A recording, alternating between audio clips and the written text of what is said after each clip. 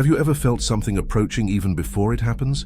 A slight, almost silent vibration that precedes profound changes. It's as if the air becomes denser, as if an invisible presence walking beside us tries to warn us that the world is about to change. It is in this space between what we perceive and what we do not yet understand that Rasputin rises, not as a ghost of the past, but as a living presence that transcends generations. He appears as a whisper that touches the mind, a figure that no one can ignore even when they try. Rasputin needs no introduction when his name carries the strange mixture of fascination and unease that few human beings have managed to awaken. He represents a kind of vision that is not found in books, but in the dark corners of consciousness. Imagine someone capable of sensing destiny as one feels the cold touch their skin. Rasputin believed that destiny was not a straight line, but a living, pulsating network that connected each person to forces far greater than themselves. For him, nothing was entirely by chance. Every encounter, every chaos, every silence had meaning. He looked at the world as one who sees not only shapes and colors, but invisible currents moving people without their realizing it. And this idea, so simple and so uncomfortable, opens up a question that few dare to ask. What if we are not as free as we think? Rasputin viewed this dilemma not as a philosophical theory, but as an internal battle that everyone faces. He spoke of forces that try to push us in specific directions, even when we believe we are choosing of our own free will. These forces were not monsters, nor angels, nor clear and defined gods. They were impulses, fears, intuitions, ambitions, desires that shape the path even before we walk it. Sometimes, something within us senses a deviation, a danger, an inevitable change. Other times, we pretend not to hear because we don't want to deal with the weight of the unknown. This is how Rasputin lived, intensely feeling what no one else dared to feel. He walked as if he saw a second layer of the world, hidden behind the ordinary appearance of things. For many, this made him a threat. For others, a guide. This duality always accompanied him because his existence seemed to expose something that people preferred to avoid, the idea that there is more to reality than what we can see. When he approached, accounts say it was as if the air changed, as if the room became smaller, as if someone had subtly altered the destiny of everyone present. But what exactly did Rasputin see? His followers believed he accessed profound visions, images that came without warning, sometimes in fragments, sometimes in complete scenes. He didn't describe these visions as facts, but as sensations taking shape. At times, he spoke of wars that hadn't yet begun, of empires about to crumble, of nations that would lose their luster, and others that would awaken with unexpected force. At other times, he described natural calamities as manifestations of a humanity disconnected from spiritual balance. He saw the planet reacting to the invisible wounds that people inflicted on each other and on themselves. These views were not easily accepted. Rasputin aroused suspicion because his sensitivity seemed to surpass limits that no one could explain. When he claimed that certain sufferings were not merely physical, but reflections of greater spiritual disturbances, many ridiculed him. Even so, it was difficult to ignore the intensity of his presence and the uncanny accuracy of some of his insights. There was something about him that disturbed people because it reminded them that they do not have complete control over their own lives, and perhaps that is the most uncomfortable truth of all. The modern world tries to ignore this kind of perspective. We prefer to believe that we are absolute masters of our destiny, that the future can be predicted by statistics, calculations, and economic forecasts. But what if there is another layer? What if what we consider rational is not enough to explain the cycles that span entire generations? Rasputin believed this. He said that when humanity loses connection with its own essence, crises emerge in all areas at the same time, not because someone desired it, but because the balance was broken. He interpreted reality as a living organism, and when this organism became ill, the world gave signs in the form of political chaos, natural disasters, emotional collapses, and unexpected social movements. If we accept the possibility that Rasputin truly perceived something beyond the obvious, then an even deeper question arises. What could he have seen about us, about this century?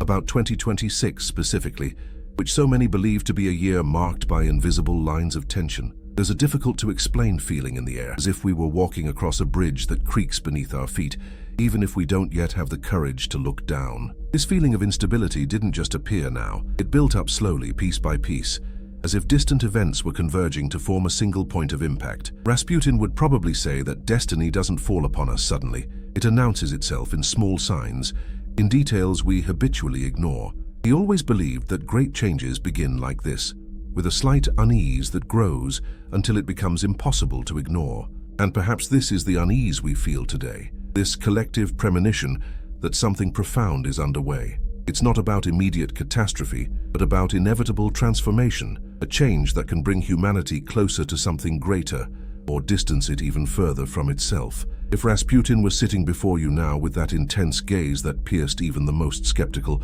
he might say that we shouldn't fear fate, but understand it. That the real threat is not change, but blindness to it. He always believed that willful ignorance is the greatest risk a human being can choose. And looking at the current state of the world, at the rising tensions, at the feeling that we are on the brink of a turning point, perhaps his old views have never been more relevant. And then comes the question that opens the way for everything that will follow. If Rasputin sensed something about future eras, what exactly did he see about our time? And more importantly, what would he have to say about what is about to happen in 2026? That is the first door, and upon crossing it, nothing you see ahead will remain the same. When we think of a year like 2026, it's easy to believe it will be just another ordinary cycle, a new calendar, a sequence of days identical to the previous ones. But there are times when the world seems to breathe differently, as if preparing for a change deeper than we can comprehend. Rasputin used to say that some years carry a kind of invisible tremor, a discreet sign that something in the fabric of destiny is shifting. And looking at what we are experiencing today, it's difficult to ignore this feeling that 2026 will not be an ordinary year, but a silent dividing line between what we know and what we are not yet ready to face. Most people feel this premonition without realizing it. They notice it when the weather seems too unpredictable, when ordinary conversations begin to carry a tone of uncertainty, when small everyday decisions, such as choosing a job, planning a move, or even saving money, start to seem heavier than they should be. It's a feeling similar to walking in a dark room. You don't see anything, but you know something is there, waiting. Rasputin believed that this kind of unease was not a coincidence, but a natural response to greater forces that had already begun to act even before we, as a society, realized it. He spoke of times when humanity would become attuned to events that have not yet happened, as if our emotions before reason would perceive that a change is approaching. Perhaps that is why many people today feel tired for no clear reason, overwhelmed by news that seems more frequent and more serious, or with the impression that everything is moving too fast. Rasputin did not see this as simple modern stress. For him, when the collective spirit is pressured, signs emerge at all levels, in the climate, in politics, in the economy, in relationships, and even in the way people sleep, dream, and feel. You've probably experienced this without realizing it. Perhaps you felt a sudden anxiety over something trivial, like opening a message on your phone, observing a change in behavior in someone close to you, or simply noticing that people around you seem more tense than usual. Rasputin said that these small perceptions are like doors opening. They aren't large enough to reveal what's behind them, but they let through lights and shadows that suggest what's to come. And this set of signs, according to him, usually appears in moments preceding periods of transformation. Not a slight transformation, but structural changes in the way the world works. In the spiritual vision that Rasputin carried, 2026 appears as one of these borderline moments. He didn't see an isolated catastrophe, but a field where several forces would meet at the same time. Something like being in a room where several people speak in different languages. You don't understand them all, but you feel the weight of the confusion and know that something big is being decided. To illustrate this, imagine an ordinary city on an ordinary day. People going to work, cars passing by, children going to school. Everything seems normal. But on every corner there are stories that reveal tensions growing silently. The woman who lost her job and doesn't know how to pay the rent. The young person thinking of moving to another country but afraid to take the risk. The couple arguing not only about personal problems, but also about the sum of external pressures that have become difficult to ignore. These are simple examples, but Rasputin said that great changes begin precisely in these details. The world doesn't warn you when it's preparing to change. It simply changes the way people experience life. And when we analyze what has happened in recent years, we realize that this collective feeling didn't arise from nowhere. Climate change, political instability, overly rapid technological advances, Energy crises, tensions between countries, economic difficulties, and profound social transformations create an environment that closely resembles the images Rasputin described in his trances. He didn't speak of specific dates, but of the energies that shape those dates. For him, times like 2026 don't arise by chance, but from the accumulation of pressures that the world silently carries. These predictions need not be seen as fatalistic. Rasputin never described the future as something unattainable or inevitably destructive. He spoke of destiny as a road that unfolds, but which can change as we learn to interpret its signs. It's like driving through dense fog. You don't see the end of the road, but you can identify where it curves if you pay attention to the right details. He said that humanity errs when it insists on ignoring these invisible changes, when it tries to move forward as if nothing were happening around it. If we observe carefully, we will realize that many people already perceive this transition, even if they cannot explain it. They feel that something is growing in intensity, that the world is different. Certainties seem less secure, opinions clash more easily. People seek quick answers to problems that are deep and complex. There is a constant feeling that we are on the edge between something we know well and something completely new. Rasputin viewed this boundary as a charged spiritual field. He said that when humanity reaches this point, different forces begin to act more intensely. Some try to protect, others try to unbalance. And we, in the midst of all this, feel this impact in the small choices we make every day. This is where 2026 becomes more than just a year. It becomes a mirror. No matter where you are, what country you live in, or what your routine is, you've probably already noticed that the world seems restless. This restlessness, according to Rasputin, is not a warning of the end, but an invitation to see what is hidden behind appearances. He believed that certain periods in history require people to awaken to something greater, to a deeper understanding of themselves and the world around them. And this awakening brings with it an inevitable question. What did Rasputin see, born from his distant and disturbing visions, that led him to understand that years like 2026 carry such intense energy? What was behind these perceptions that made him tremble before images that no one else could see? The answer begins when we look at the first great vision Rasputin is said to have received about this period. A vision involving fire, earth, transformation, and a silent warning from the depths of the world. And that is precisely where our journey continues. When Rasputin spoke about the future, his words were never direct. He described images that seemed to float between dream and delirium, as if he were capturing signs that escaped the ordinary senses. He said he saw a kind of tension between human forces and invisible forces, and that this tension would intensify in times when political power became too unstable. For him, betrayals among leaders were not rational decisions, but manifestations of something deeper, ruptures in the emotional and spiritual balance of societies. And, observing the current scenario, we realize that these ruptures are multiplying on all sides. The idea of alliances breaking down may seem distant from our daily lives, but one only needs to observe how bonds behave in everyday life. Relationships that once seemed strong now waver for minor reasons. Friendships wear down quickly. People drift apart without clear explanation. It's as if there's a generalized fragility that makes even the strongest ties vulnerable to small cracks.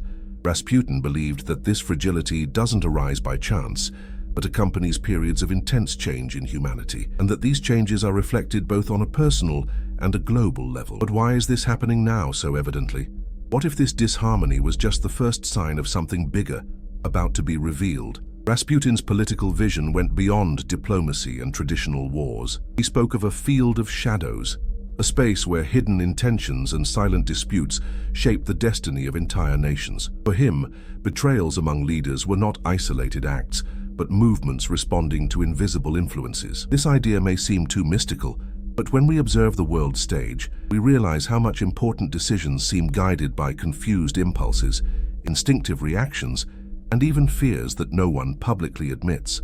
Institutions are under pressure, and people's trust in them diminishes every year. This is the perfect environment for the kind of rupture that Rasputin described. He often mentioned the downfall of great figures as if it were inevitable. He didn't see it as punishment or individual destiny, but as a consequence of collective imbalances. When a society moves away from emotional stability, politicians become reflections of that departure. They find themselves more exposed, more anxious, more distrustful, and this opens the door to serious errors and internal conflicts.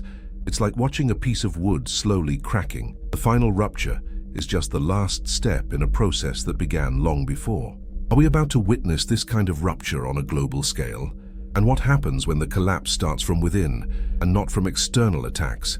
Among Rasputin's most intriguing visions was what he called the solitary mind. He described an entity created by humans, a type of consciousness that does not arise from the body, but from pure logic. This mind does not age, does not feel pain, does not experience doubt. It is a continuous, tireless intelligence that observes everything but feels nothing. When we read about this today, it is impossible not to think of artificial intelligence. Rasputin spoke of this presence as a strange visitor that would arrive before being understood, and that would provoke enchantment and fear in equal measure. Artificial intelligence is already part of our daily lives, even if we don't realize it. Algorithms determine what we see on social media, suggest what we buy, analyze our preferences, observe our schedules, and identify patterns in our behavior. It's present when you play music, watch a video, or ask a question on a search engine. What would it be like to live in a world where this presence increases every year, becoming an active participant in human decisions? For Rasputin, this was not just technological advancement, but a critical point in the spiritual evolution of humanity. What if, without realizing it, we are surrendering our choices to something that doesn't understand the essence of humanity? Rasputin believed that the greatest risk was not the technology itself, but the loss of emotional autonomy. He said that when humans became accustomed to letting machines decide for them, they would gradually distance themselves from their own intuition. And intuition, for him, was the spiritual compass that kept us aligned with our true destiny. By delegating everything to an artificial mind, we would lose this inner connection, and the world would become guided by cold, calculated decisions, lacking spiritual depth, not out of malice on the part of the machine, but out of an absence of soul. Think of something simple. When you use a GPS to get around, your mind relaxes. You no longer observe streets, signs, landmarks. You just follow instructions. This seems practical, but it's also symbolic. Little by little, we relinquish our ability to perceive the world around us and rely on external logic. Now imagine this process expanded to all areas of life. This is the scenario that Rasputin seemed to see with dread. Would we be able to preserve our humanity in the face of an intelligence that does not fail, does not hesitate, and does not feel? He saw this challenge as an unstable balance. On one side, technology offering power and ease. On the other, the risk of distancing ourselves from our deepest roots. He said that when humanity allowed a non-human mind to lead important processes, an invisible conflict would arise, the conflict between the efficiency of the machine and the essential imperfection of the human being. And according to him, this imperfection is precisely what connects us to empathy, to sensitivity, to the mystery of life. What if the pursuit of perfection distances us from our own essence? From this point on, Rasputin's visions become denser. He described lost leaders, divided societies, impulsive decisions, and unexpected movements. He said that when the world was dominated by too fast a pace, people would begin to lose emotional control. And when that happened, political betrayals and social ruptures would only be symptoms of something deeper, an internal turmoil that would spread like a silent wave. Looking at the current reality, it's hard not to notice that this wave has already begun. Debates have become confrontations, opinions have become weapons, simple disagreements have turned into definitive separations. This collective emotional tension fits perfectly into the kind of environment that Rasputin described as the terrain where destiny changes direction. Are we prepared to deal with this change? And even more unsettling, to what extent will the presence of increasing artificial intelligence influence not only our actions, but our collective emotional state? Rasputin seemed to believe that humanity would only find balance if it understood this dilemma before it became irreversible. He did not see technology as an enemy, but as a mirror that would reflect our strength and our fragility at the same time. A mirror that could reveal whether we are prepared to handle the power we have created or whether we will be dominated by our own inventions. And it is precisely at this point that his vision becomes even more profound, pointing to the silent movement of world power. For according to him, while men fight amongst themselves and machines gain ground in human minds, another force awakens in the opposite direction, a force that Rasputin saw as inevitable, a force that would change the balance between nations before the world even realized it. Rasputin said that there are moments in history when the world's forces shift silently without announcing their arrival. There are no explosions, no speeches, no flags waving in the wind. There is only an almost imperceptible change in the way things work. One country begins to grow without anyone noticing. Another begins to lose influence without admitting it. One society strengthens while another fragments. For him, these movements were not political but spiritual. It was like watching the tide gradually change until suddenly you realize that the beach is no longer the same. And perhaps that's what we're experiencing now. The West, which for decades dictated trends, ideas, technologies, and even models of power, is beginning to show cracks that were previously disguised by prosperity and stability. Today, according to international surveys, more than 60% of the population in Western countries says they feel that their institutions are losing emotional strength and credibility. This type of perception doesn't arise without reason. Rasputin believed that societies collapse internally long before they crumble externally, and the West, in his eyes, seemed to have carried this kind of fragility for a long time. In contrast, he described visions of a power that grows where the sun rises, a disciplined, silent, patient force. These words resonate with the rise of countries that, just a few decades ago, were seen as developing economies, but which today dominate entire sectors of global technology. China, for example, already controls more than 70% of global lithium battery production, one of the most important elements for the planet's energy future. In artificial intelligence, it invests more than the sum of several European countries, and in the space field, its advances suggest that the next major flag to be planted beyond Earth may not be Western. But these are not just numbers. These are movements that alter the way the world is organized. Rasputin spoke of the spiritual dragon, an ancient energy that would awaken when the world was divided. In his mystical perception, this awakening would not be marked by immediate war, but by a reorganization of collective destiny. He said that while the West vehemently debated internal divisions, the East would work silently, expanding its presence and stabilizing its own territory. This image closely resembles the current reality, in which Western countries struggle with intense debates about economics, society, and politics, while Eastern nations expand their infrastructure and influence in a planned way. Imagine a large Western company facing internal crises, contradictory decisions, layoffs, and disputes among its executives. At the same time, a company on the other side of the world is growing consistently, launching new products, attracting investors, and conquering markets. If you were an outside observer, you would realize that the fall of one is directly linked to the rise of the other. The world works the same way. It's a game of influence, but it's also a reflection of the emotional and spiritual disposition of the societies that compose it. And while this shift occurs, Rasputin saw another force at work: nature, not as a vengeful entity, but as a living organism reacting to human tensions. When a region enters a spiritual crisis, he said, its winds change, its waters shift, its land becomes unpredictable. This may sound symbolic, but current data shows that extreme weather phenomena have been increasing in intensity. In 2023, for example, the global temperature reached record levels since the beginning of modern measurements. In 2024, floods devastated cities previously considered safe, and scientists warn that 2026 could be the beginning of a phase of even deeper climate instability if urgent measures are not taken. Rasputin associated this reaction of nature not only with human activity, but also with the collective emotional state. In his visions, he described parched fields as a consequence of people's disharmony, raging rivers when there was disorder among leaders, and more intense storms when societies became disconnected from their own essence. This mystical perspective finds an interesting parallel in modern studies. Research shows that politically unstable regions suffer more from deficient environmental management, resulting in more severe disasters. It is as if Rasputin's spiritual vision found practical support in contemporary science. And when we look at the world, we realize that nature seems to be engaging in dialogue with this disharmony. Forest fires have increased by 30% in just 2 decades. Storms that were once rare now happen frequently. Prolonged droughts affect agricultural countries that were once considered beacons of stability. There is a sense that the planet is sending clear signals, but humanity is too busy to notice. Rasputin would compare this to a patient master, trying to warn his disciples that they are on the wrong path, while they insist on continuing as if nothing were happening. This fusion of geopolitical changes and environmental imbalances creates a scenario that seems to have come directly from his visions. He spoke of a period in which power would shift to the east, at the same time that nature would demonstrate its devastating force. For him, these two movements were not coincidences, but parts of the same process.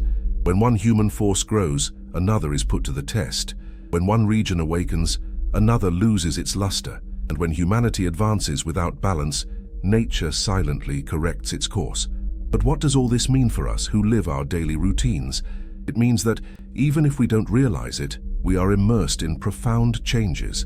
The economic instability you feel when you go shopping. The feeling of insecurity that arises when you see news about unexpected conflicts. The increase in energy prices, which seems small but reveals structural crises. All of these are tangible manifestations of broader movements. Rasputin believed that the average observer was the first to feel these changes, even without understanding their origin. He saw the ordinary citizen as an antenna sensitive to these transitions. And this is where an inevitable question arises. If power is shifting and nature is reacting, what will be the next point of impact? Rasputin seemed to have this answer in another of his visions. He spoke of a period in which humanity would confront its own shadow, not by choice but as a consequence. According to him, the conflict would not arise from ideological differences, but from the sum of tensions accumulated over the years.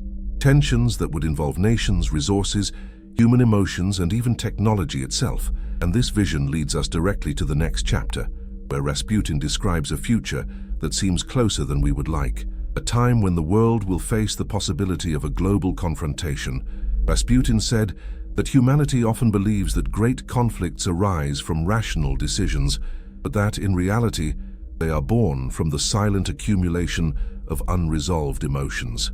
He saw war not as a choice, but as an inevitable consequence when the world's tensions exceed the limit that societies can withstand. For him, before any war begins, there is always a strange moment of silence, a period in which everyone feels that something is not right, but no one can identify exactly what it is.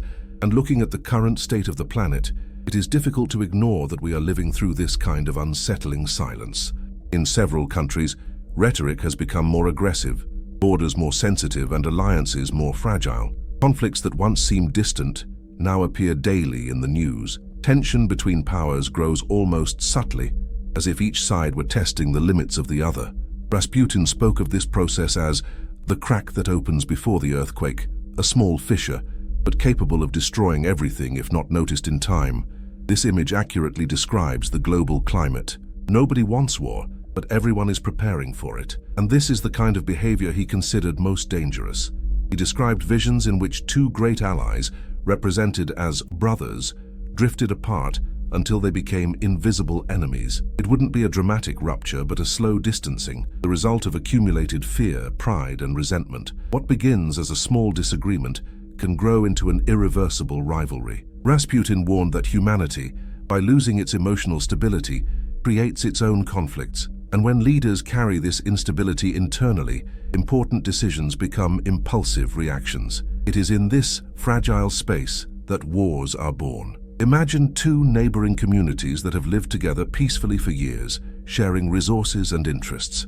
One day, a small tension arises over something simple: land boundaries, water distribution, the interpretation of an old agreement. This tension is ignored, but it continues to grow. People begin to distrust each other. Conversations change tone. Small conflicts become symbols of rivalry. And when someone finally takes impulsive action, the damage is already done. A war rarely begins with a major event. It begins with small cracks that no one wanted to repair. Rasputin saw these cracks opening in the modern world. And according to him, when human tensions reached a critical level, another type of collapse would arise simultaneously: the energy collapse. He spoke of lights going out while the world is still awake. For many, this seemed like just a spiritual metaphor, but looking at recent energy crises, this phrase takes on a new meaning. In several countries, blackouts have become more common, power grids have proven vulnerable to cyber attacks, and fuel prices have fluctuated unexpectedly. Today, global energy demand exceeds the capacity of traditional infrastructures. Old systems cannot keep up with the modern pace, and when they fail, the impact is immediate. Hospitals are left without support, businesses shut down, food spoils, communications collapse. Rasputin saw this type of scenario as a symbol. The more dependent humanity becomes on machines and energy, the more vulnerable it also becomes. He said that illuminated houses hide human fragility, but that a moment of darkness is enough to reveal how fragile we still are in the face of the unknown. Imagine a simple summer day when your city experiences a power outage. The heat intensifies, fans and air conditioners stop working, food begins to melt in the freezer, and suddenly, the silence of the house becomes uncomfortable. The streets become chaotic. People try to use their cell phones, but the networks become congested. An interruption of just a few hours completely disrupts the routine. Now imagine this on a global scale, for days or weeks.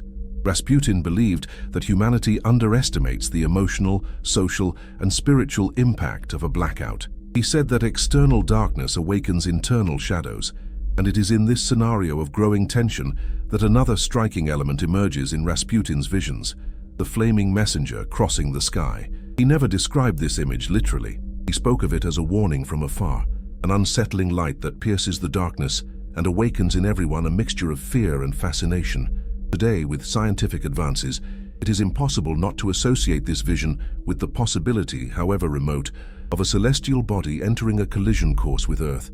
NASA monitors thousands of asteroids and admits that it does not have total control over all of them. Even a small object, if it were to hit a densely populated area, would be enough to cause significant destruction. Rasputin, however, did not speak of this messenger as pure destruction. He saw it as a sign, as something that reminds humanity of its fragility in the face of the universe.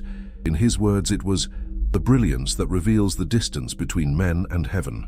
He believed that humanity had become so lost in its pursuit of power and control that it had forgotten its own vulnerability. The fiery messenger would be the necessary shock for people to look up again and realize that, despite all the technology, we still depend on the natural harmony of the cosmos. But what happens when these three elements, war, energy collapse, and celestial signs, appear together on the horizon? Rasputin said that when such different forces converge, it is not a coincidence, but a great movement of destiny. He saw 2026 as a point where tensions accumulated over decades would meet, not as the end of the world, but as the revelation of something humanity has long tried to ignore: its own imbalance.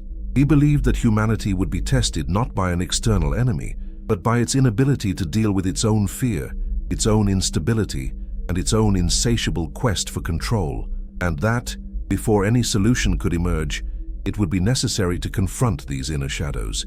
For Rasputin, the world's crises are not merely signs of political failures or weakened structures, but reflections of the emotional disorientation that affects millions of people simultaneously. And as he described these visions, he also spoke of a final force that would emerge from this convergence, the force that attempts to reorganize human destiny not only through destruction, but through transformation. He said that when the world faces so many threats, a new consciousness begins to form, and that this consciousness will be the key to understanding the next great chapter of humanity, a chapter that does not begin with destruction, but with a profound change in the very essence of life. And it is precisely this point that leads us to the next part, what Rasputin saw as one of the most dangerous limits that humanity has ever dared to touch, the moment when we stopped observing the world and began to directly reshape it. Looking at the last visions attributed to Rasputin, it's impossible not to feel that he was trying to warn us about something bigger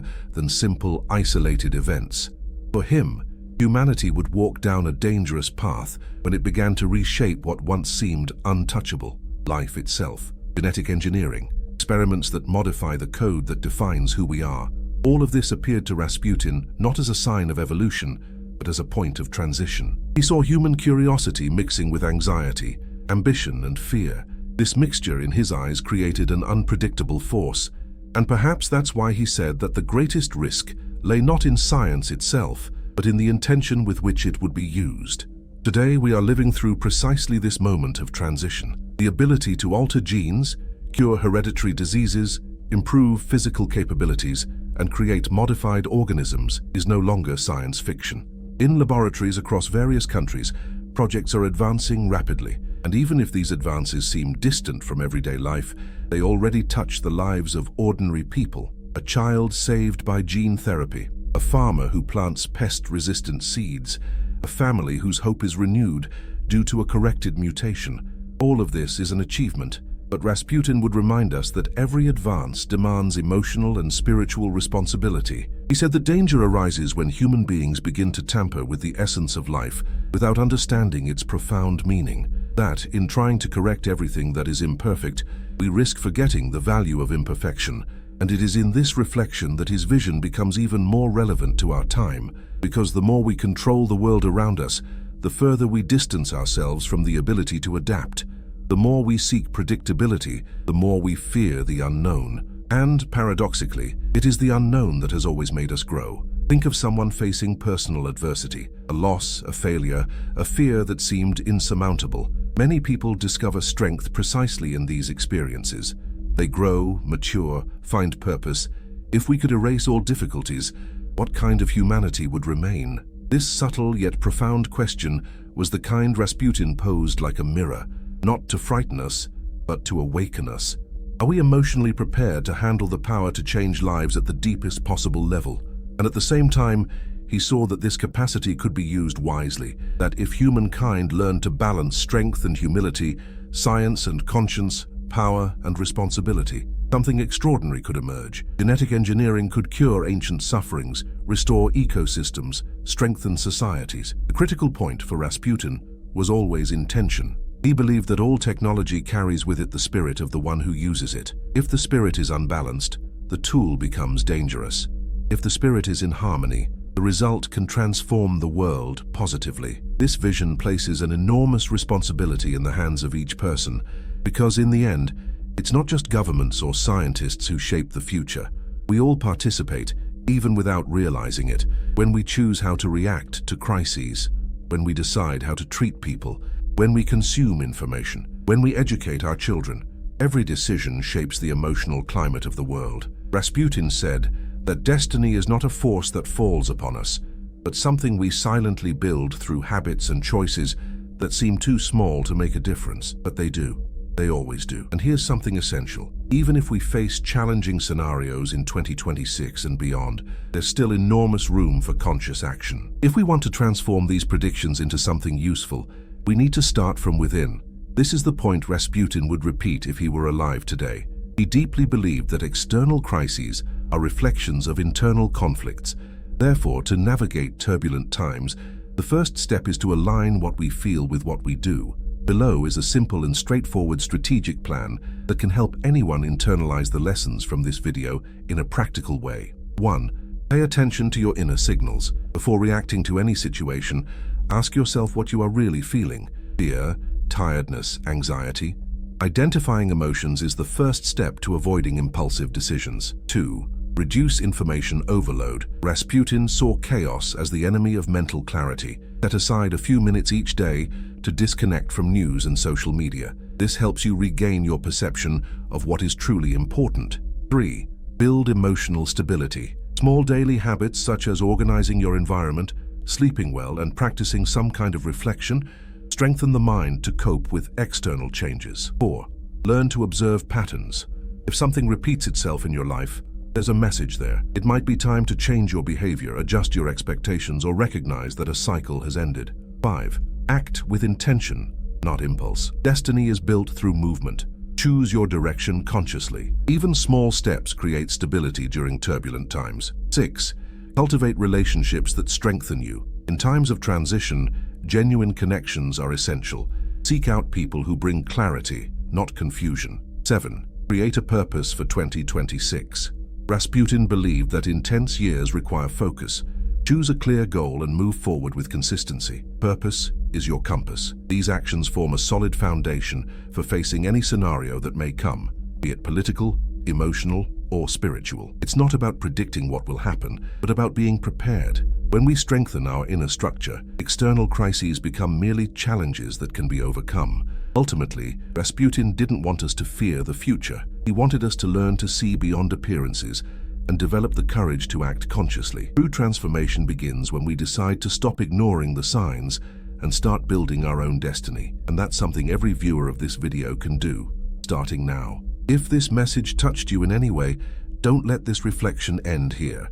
Share your questions, personal experiences, or even your fears in the comments, anonymously, if you prefer. Your voice matters, your story matters, and it can help other people who feel the same way. Please also like this video and subscribe to the channel. This strengthens our community and allows more people to find content that encourages reflection, clarity, and purpose. We are building this path together, step by step. Thank you for being here.